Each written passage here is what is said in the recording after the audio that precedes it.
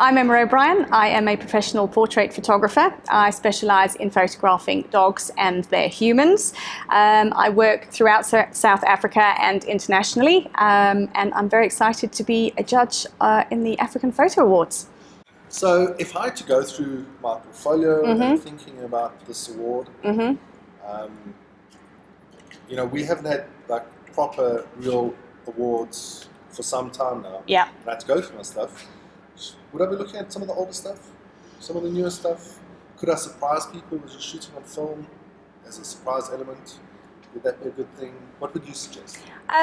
I'm always keen to encourage people to kind of shoot in a way that's true to them, and try not to be shooting like everybody else, because it's kind of it's a bit pointless, really. You need to kind of put your own spin on the pictures, however, whatever that is, whether that's you light stuff a particular way, you compose stuff a particular way, you shoot, you edit a certain way. So I think anything goes. I think if there are people shooting on film, awesome, because it would be amazing to see some beautiful film images. I don't know if there's anybody still working in a darkroom with black and white stuff, because that would be... Well, Dennis. Okay. Dennis is the guru there, yeah. Great, well, there we go. So I think it would be wonderful to see some things like that.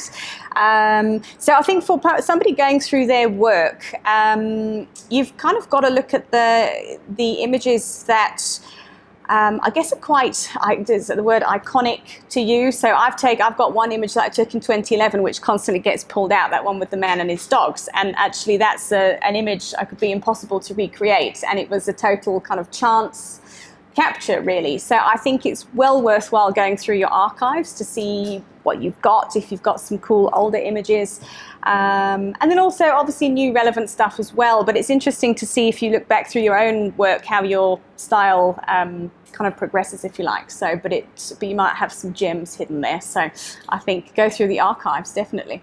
Do you ask advice from other photographers when choosing images, or is it more of the gut feeling and emotional feeling that you go with, that you know kind of what's happening behind the shot?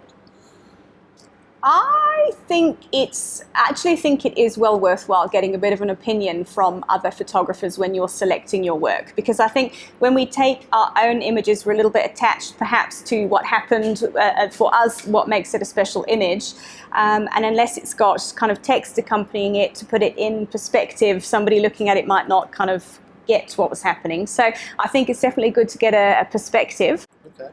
Next projects in line for yourself? Okay, so obviously escalating the international work. I've got another set of shoots scheduled for London a little bit later in the year. And I've got a personal project on the go which involves dogs. I won't say any more. And a bit more of a kind of fine art aspect of my work. So sort of starting to move into how I can create saleable prints from my dog work. So it'll be quite interesting to speak to some of the guys who are on the judging panel who are already doing that. So, going back a little bit to the competition, if you think even having an honourable mention or winning one of the prizes, do you think it will be a big deal for African photography, or indeed taking this further afield in your career? Yeah, look, I think it's always good to win awards, because it's I guess it's an acknowledgement that you meet a certain standard amongst your peers. I think when you look at the kind of my fellow judges here, we've got a really hardcore lineup of photographers here who are really excelling in their fields. So you are being critiqued by the best. So I think to then get an honourable mention or an award is kind of means you're on the right track. I also think awards really do lend some kind of authority to your work. It always looks good for clients. So yeah, I think it's a really important thing to enter competitions, and even better to win awards, for sure. What would you say, apart from your camera and your tripod, what is the one thing that you always got in your bag, or that you at least carry with you? Okay, so in my camera bag, I have my Nikon D810. I've got a 24-70 lens, and I've got an 85mm lens, which I actually don't use as much as I probably should. It's not always very practical indoors. So I've got my lenses, and I've also got a lovely silver reflector, which I make a lot of use of.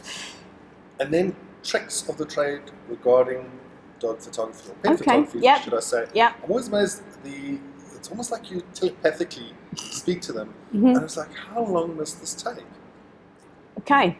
So what do you do? Okay, so dog photography actually doesn't take as long as you think, because dogs are very much like small children and they have a very short attention span. So often the shots you'll see that I post have been, I've got a dog into the studio, sat it down and got the shot.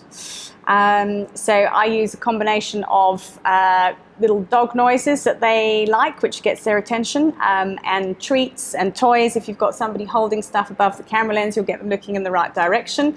Also like dogs, which I think helps, because I think they tend to know when you like them, and they sort of they're quite happy to work with you. But also a lot of patience as well.